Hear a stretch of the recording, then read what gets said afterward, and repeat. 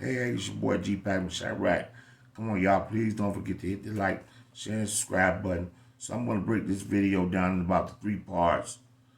You know, we got Cassie's legal team, her and her husband, speaking out, calling Diddy's apology fake. And the next subject I'm gonna tackle is we have Jane Deere, you know, Diddy's ex-bodyguard, and said Diddy allegedly put hands on his own mother. That's crazy. The more and more things they say about this guy, I'm not surprised because he's that type of guy. So hold on for 1 second.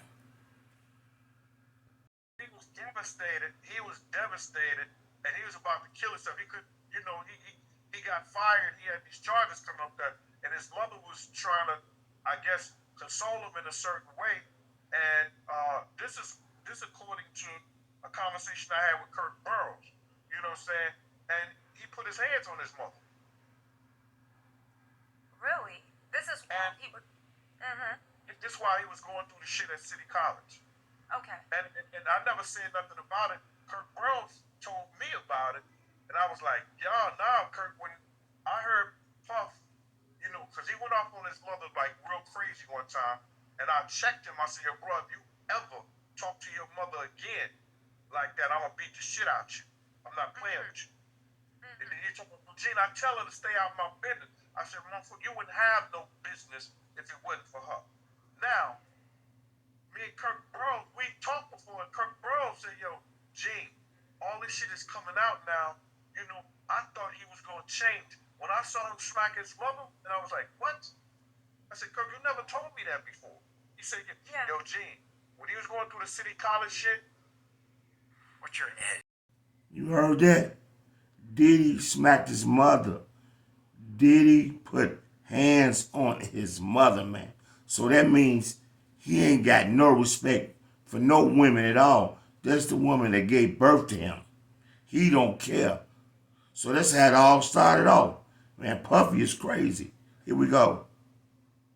Through the City College shit, he slapped his own mother. And I thought he was just, because he was 19, 20 years old, he was going to grow out of that. That was just because he was going through what he was going through. And I said, no, man, if you would have ever told me that shit, bro. When I heard him crush his mother, I'd have whooped his ass.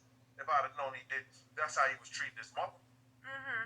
So you make a few interesting points, though, because it sounds like the Diddy that we hear about now is an entirely different person than what, I mean, there's some things the same. He got real handsy. He had a temper and whatnot.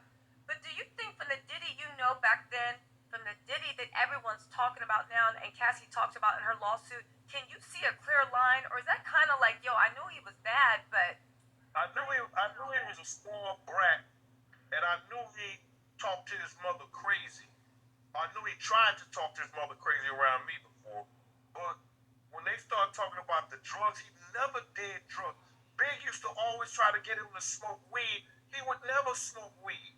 He would never, he'll drink his champagne around us, but all the pills and all the other stuff happened after he had that incident with Kim. Okay, we heard you talk about that incident with Kim. I think on the Art of Dialogue. And just to bring people up, they got into some type of altercation. He tried to lay hands on Kim, and Kim fought back and defended herself. Yeah, that Cherokee Indian came out of her. She would never hold on him. You hear that? Jane said Puffy never did no illegal substance or anything around him. Big used to try to get him to hit the smoke sometime. But Diddy would do it. Diddy was on that champagne. Like, Diddy was just drinking champagne. But man, this has really messed me up. Diddy put his hands on his mother, and his mother spoiled him and gave him everything. Because I think, Diddy, he's the only child. He had the white t-shirt wrapped around him. He just bleed. He was bleeding like crazy. And I think she may have came. Stop scrolling if you love going to Disney parks right now. And after that, Puff got on them pills and he never got off them from the time I was around. So what made you think that he was actually like on the pills though? Was it, did his behavior change? change? Did you see him partaking? Like, what made you think? It had to happen. This white kid, he was about 5'7". He could have weighed about 165, 70 pounds. Used to meet us everywhere we went. Like if I got him on a Saturday, or I got him some other time, or he would have the drivers them go, and this little white kid was charging him for like $1,500 a bottle. What?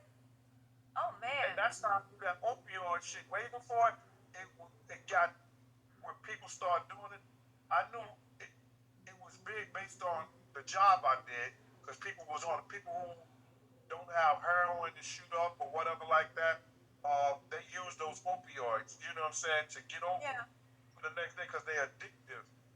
They change. He said Diddy allegedly got on them pills when he got cut in the arm by Kim. So he said he was going out there getting that, I don't know if it was Oxycontin or hydrocodone, because they had me on Oxycontin and hydrocodone, because I had got shot twice in the chest January 6, 2008. That's another story. But yeah, so it's easy to get hooked on those pills, because my doctor took me off them pills, because he said those pills feed off your liver like alcohol. That's not a good look. When you say that they changed you, when he started using pills regularly, did you notice a change in his behavior? Did it get worse, more erratic? Was it about the same? His anger, or was it? Puff know who to do his shit around, and I tell people that all the time, because he could be acting a fool, and Heavy D will come in the house, or Heavy D will come in the office, or wherever Heavy D see him at. He be like, "Yo, come here, man, let me speak to you." Mm-hmm. And he like a puppy with his tail in his leg, and go right where Heavy D had some power over him, like that was his father, or that was his, his mentor, whatever it was to him. But he would not act like that, or if Heavy D tell him, "Yo, my man, whatever you do, you straighten that out with those hurt people," he'll do it. He had that power over Puff. Okay, so he had the power over Puff. When Heavy D passed away, how did Diddy react about that? Did he look at it as like a mentor? I was around him when Heavy passed away, but I know he took it hard. Even though Heavy had power like that over him, he had to take it off, because Heavy is the one who really gave him his start in this whole shit. When you say, because I want to go back to Puffy, you say also that he was like a spoiled brat. How, in what ways do you think he was spoiled? Was it temper? Did he always think he could have his way? I'm just trying to get everybody, because when I hear about the stuff he's doing now, it makes me wonder, like, what was he like before he got the money? Did the money just amplify, or did he get caught up in some people that just got him into some weird mess? Well, I look at it like this. Puff was nobody. Like, he was just a dude giving parties. You understand what I'm saying? He didn't have no clout in Harlem. He cannot tell you a block he grew up on and a crew he rolled with until he got into the late '80s and started rolling with the same gang. Yeah, because I had seen Diddy on an interview when he said Heavy put him on with Father MC or somebody. He was Heavy D's paper boy, and he sat on his porch one day and waited till Heavy D came home, and Heavy D had showed him around the game, and he met Andre Harrell, and again it goes on. So this next thing we're about to cover is Cassie's legal team and her husband said Diddy's apology was all fake, man, and they not going for it. Forget Diddy, he's nobody, man. He is terrible. He's just trying to save himself for what? They don't know, because it's over for Diddy. So I'm going to let you guys hear this statement right here from Cassie and her legal team. In fact, Cassie's own lawyer and husband have reacted to the apology video, and many people who tried to give Diddy the benefit of the doubt without seeing any evidence are now changing their tune. In fact, the city of New York is even going to retract the key to the city. We got all the reactions here. Welcome to Popcorn Planet. I am Andy Signor, and this couldn't have happened to a nicer guy. I do not feel sorry for this man at all. His apology was nonsense. He seems to have fleed off to Bali. I cannot wait for accountability to really come. In fact, it seems more videos might be approaching. Let's get first, though, the reactions from Cassie's lawyer, who slammed the apology video. This comes in from one of her lawyers, Meredith Firetog, who issued a statement yesterday saying Combs' most recent statement is more about himself than the many people he has hurt. She adds, when Cassie and multiple other women came forward, he denied everything and suggested that his victims were looking for a payday. Of course, she's referencing Diddy's strong denial in December. Let's continue the statement. He wrote all this: sickening allegations have been made against me looking for a quick payday. Let me be absolutely clear. I did not do any of the awful things being alleged. I will fight for my name, my family, the truth. This is from him directly. This wasn't even from a rep. And now he's just eating his words because that statement rings hollow. The lawyer adding, he was only compelled to apologize once his repeated denials were proven false, shows his pathetic desperation, and no one will be swayed by his disingenuous words. I mean, facts. You look like a clown, an absolute clown, and a monster. You're the worst of the worst. Cassie's own husband has now also released a statement by republishing a letter he put out on Instagram, Facebook a while back, but saying it's even more relevant now. Wrote this back, but the words ring truer, not just today, but every day. I want my kids and every kid to live in a world that's safe for women and girls, protects them, and treats them, as equals. To the women and children, you're not alone, and you are heard. If you need help, call the DV hotline. Diddy tell me he fighting for his name. He didn't do none of them things. And you know, you had some YouTubers like, oh yeah, Cassie just looking for a payday. Just because you settle a civil suit doesn't mean you did. She's just looking for a payday. Okay, y'all owe, excuse me, I'm getting a little hyper over here. Y'all owe Cassie an apology. And y'all talking about why she didn't leave. That girl was scared for her life. You see how she just laid there in a fetal position? She didn't try to fight back. She didn't try to scream or nothing, man. She was just laying there like she used to it. I wish she would hurry up and get it over with. Because she was just tired of getting beat like that. She was trying to get away, man. So, shouts out to Cassie and prayers to her and her family for getting away from her. Because next thing you know, she probably would have ended up dead somewhere, found in a river somewhere, or never seen it again. And Diddy would have gave a statement, I don't know where she at. I haven't seen her. You know I got love for her. You know it's bad boy for life. You know, he's a good faker. Against women should be inevitable. Check your brothers, your friends, and your family. Our daughters, sisters, mothers, and wives should feel protected and loved. Hold the women in your life with the utmost respect and regard. Men who hurt women hate women. To all the survivors who help and love, to all the survivors, your stories are real and people believe you. To all the survivors, you're not alone, and there are men and women who care only for your well-being and safety, who want you to succeed, flourish, and live in a world where you're not I'm sorry you live in a world where you're not protected and you don't feel equal. I want to raise my daughters in a world where they are safe and loved. To the abusers, you're done. You're not safe anymore. You're not protected anymore. The men by your side are just as weak. You're so miserable in yourself that would be considered a kindness. Is unalivement is what he's saying there. So extreme but fair, given all that he knows and the truth about what Cassie experienced. And now what we're all witnessing, it is horrifying. And now here's a friend of Cassie's. This is Cassie's close friend, Tiffany Red. Apparently people are coming at her trying to attack her. More, leave her alone. My God. But they're coming out trying to claim, why didn't you say anything sooner? Here's her response. So, what exactly do y'all expect for me to have done outside of be there for her in these moments?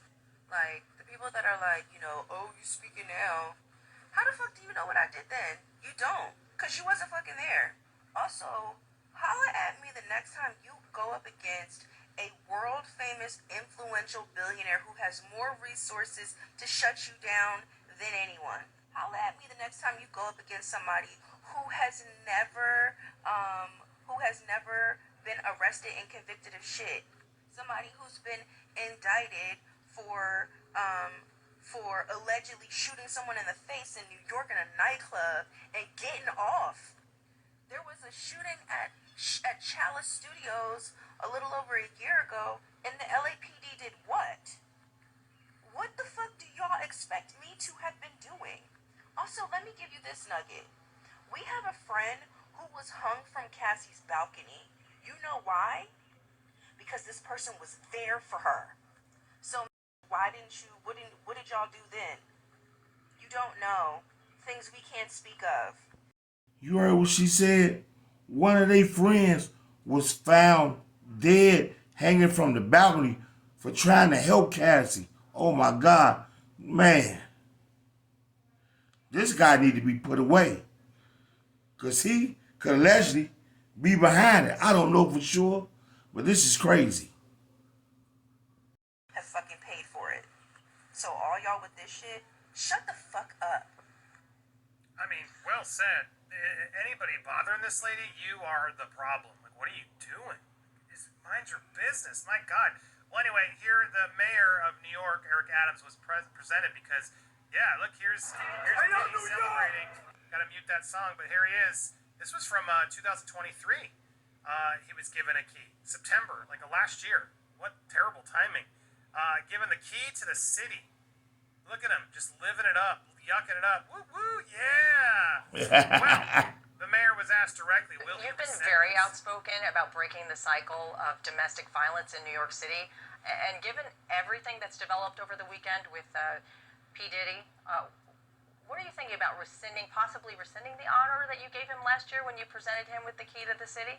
I think all of us were deeply disturbed by watching that chilling video of the young lady being assaulted by him, and the committee and the team never rescinded a key before, but we are now sitting down to see what the next steps forward are going to be. So you are considering it? We are taking everything under analysis, and the team will come back with me with a final determination. Look, I'm not usually one for doing such things, of like retracting things that people had. It's a slippery slope. But in this instance, I'm all good with it. This man is despicable. And now here's rapper Slim Thug, who was out there previously. This was in November 2023. And the mayor of New York gave Diddy the key to the city. So they said they're thinking about taking the key back. Man, take the key back. Throw the key away. The key ain't no good. It's tainted that Diddy had it. And that's your boy GPAC from Chirac, and I'm out. And please don't forget to hit that like, share, and subscribe button.